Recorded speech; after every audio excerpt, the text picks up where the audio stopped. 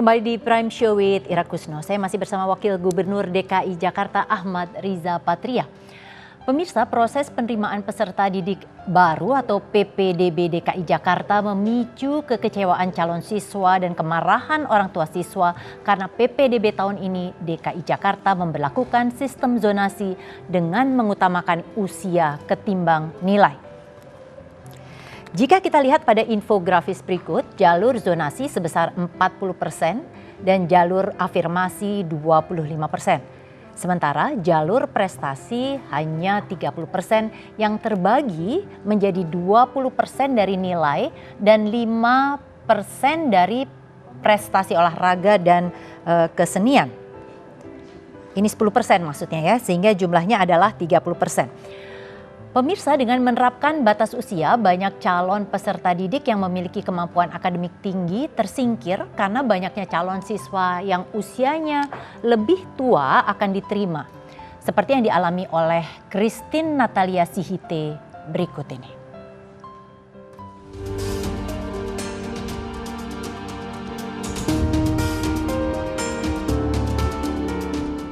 Batasan usia dalam penerimaan peserta didik baru tahun ajaran 2020 membuat Christine Natalia Sihite gagal melaju ke SMP negeri. Padahal Natalia berhasil mendapatkan nilai akhir kelulusan di atas rata-rata, yaitu 87,5.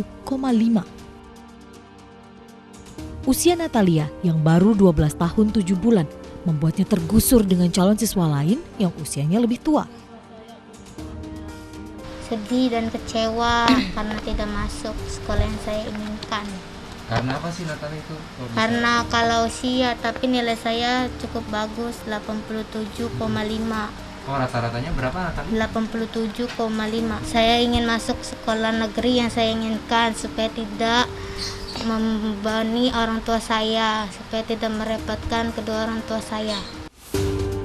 3 jalur telah ditempuh Natalia, yakni afirmasi, prestasi, dan zonasi. Orang tua Natalia seorang buruh, hanya bisa pasrah menerima kenyataan pahit aturan baru PPDB. Kemauannya anak saya tinggi, ingin membantu orang tua supaya tidak menyusahkan. Bagaimana dia ingin masuk sekolah negeri. Itu dengan ada keputusan Kadisnas begini, ini enggak menyelesaikan masalah. Ini bukannya malah menambah masalah.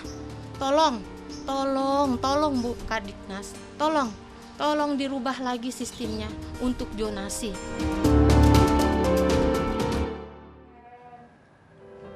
Dan pemirsa, tidak hanya Christine, kemarin saat audiensi dengan Komisi 10 DPR RI, seorang calon siswa menangis saat menceritakan kegagalannya dalam PPDB jalur zonasi untuk masuk ke SMA negeri di dekat rumahnya.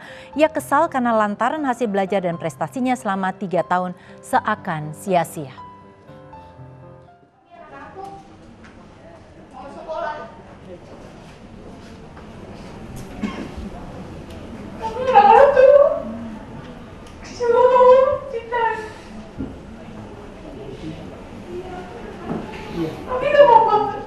Tapi kamu menjadi pekerja anak. Ayo dengan masih melanjutkan sekolah dengan umur. Kami mau sistem ini dibatalkan dan diulang. Ini tidak adil bagi kami anak-anak.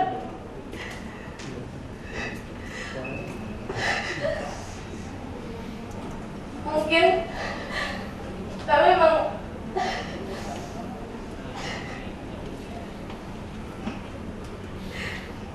kami memang cuma anak. Tapi kami punya hak. Hak untuk berpartisipasi, hak untuk sekolah.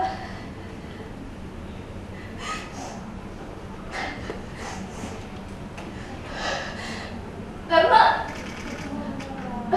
buat apa kami belajar 3 tahun dan melanjutkan sekolah hanya dengan umur.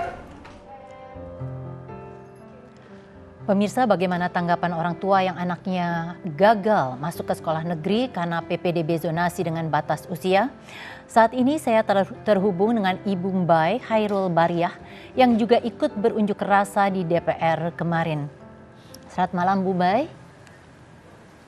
Selamat malam Ibu Selamat Mbak. malam Mbak Ira. Iya, Ibu ini Selamat malam, usia Mbak. putri Ibu Zahra ini adalah 14 tahun 5 bulan 12 hari, betul ya? Ini dianggap usia yang tidak Betul, cukup Mbak. tua begitu untuk bisa masuk ke dalam prioritas pertama. Iya betul Mbak. Iya, Jadi memang usia anak saya 14 tahun, 14 tahun, 6 bulan, 12 hari Mbak, terhitung hari ini. Jadi bukan 5 bulan, tapi 6 bulan. nah nilai Dan kemarin, silakan Bu. Ini nilainya kita itu ada untuk anak delay, saya ada delay, jadi silakan dilanjutkan Bu Mbak. Oke, jadi usia anak saya 14 tahun, 6 bulan, 12 hari. Dengan nilai rapotnya adalah 82,56. Artinya dengan nilai yang cukup baik seperti itu, kenapa Ibu tidak mencoba lewat jalur prestasi saja mendaftarnya? Gini Mbak, jadi kita juga punya kronologis Mbak. Sebelum kita bicara kepada prestasi, anak saya mencoba untuk memasuki seleksi zonasi. Ternyata kenyataannya di lapangan, bicara zonasi itu jauh berbeda dengan harapan.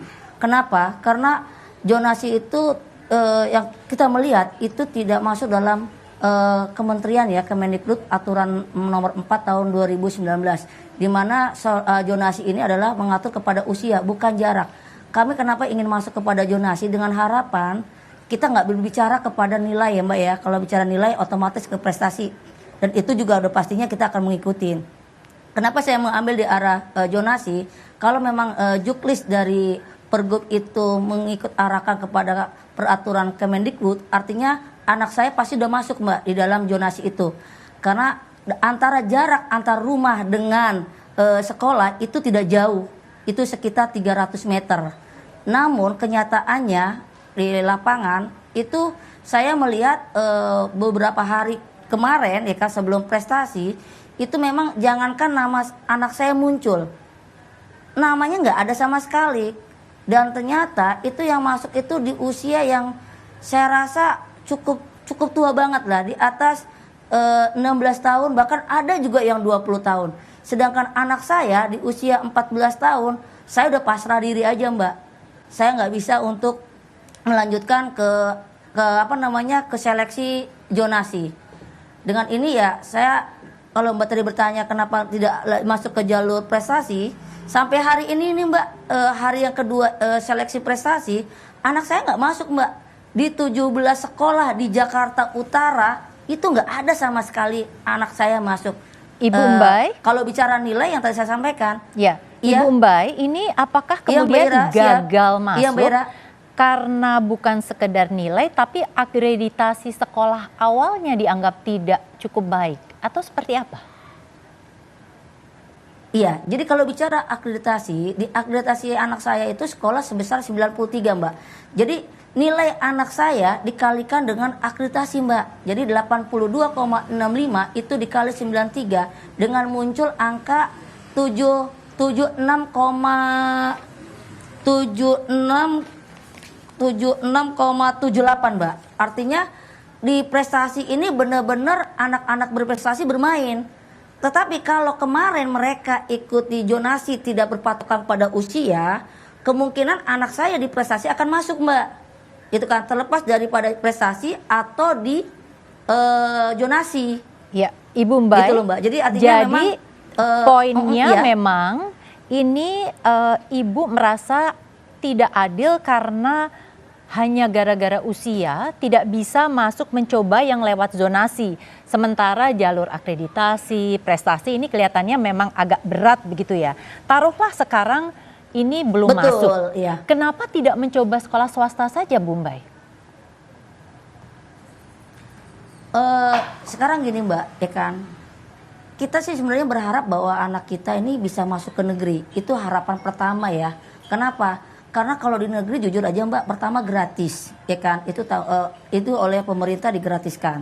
Tapi kalau kita kembali kepada sekolah swasta, Mbak bisa bayangkan untuk hari gini swasta itu ada beberapa swasta yang sudah ditutup. Katakanlah sudah dibuka Mbak.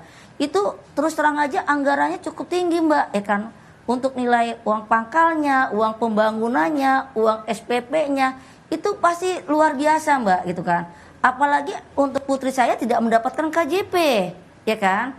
Nah, yang mendapatkan KJP aja Mbak untuk seleksi kemarin untuk zonasi itu nggak masuk gitu kan, di negeri gitu loh kan, untuk seleksi yang pertama.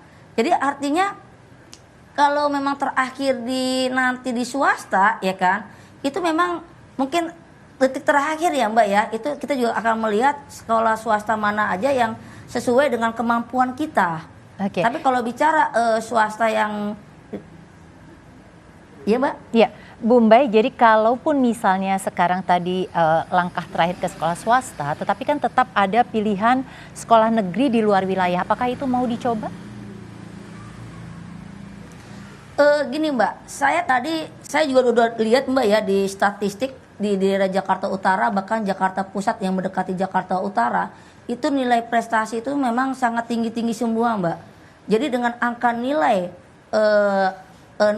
anak saya itu terus terang aja bukan kita nyerah, memang tidak masuk Mbak. Terkecuali ada penambahan yang ibaratnya di zonasi jarak itu diadakan lagi atau kemarin dibatalkan, diulang kembali dengan fair, itu saya sangat berharap sekali itu anak saya mungkin dengan anak-anak orang tua yang lain itu bisa masuk Mbak. Ya. Gitu loh. Jadi bukannya tidak mau mencoba Mbak, kayaknya sangat zonasi itu membuat kita frustasi Mbak, jujur ya. aja. Bukan anak-anak saja yang frustasi, tapi orang tua juga itu frustasi gitu Mbak. Ibu Mbai, terima kasih. Saya ada Pak Wagub, ini Bang Riza, nanti saya akan coba tanyakan beberapa poin yang tadi disampaikan oleh Ibu Mbai. Semoga bisa cepat mendapat solusi begitu ya. Terima kasih Bu Mbai sudah bergabung bersama kami malam hari ini. Boleh bicara sebentar buat Pak Wakil Gubernur Mbak? Ini kelihatannya kita sudah harus tutup dulu Bu Mbai, nanti pertanyaannya akan saya sampaikan langsung kepada Pak Wagub. Terima kasih, selamat malam Bu Mbai.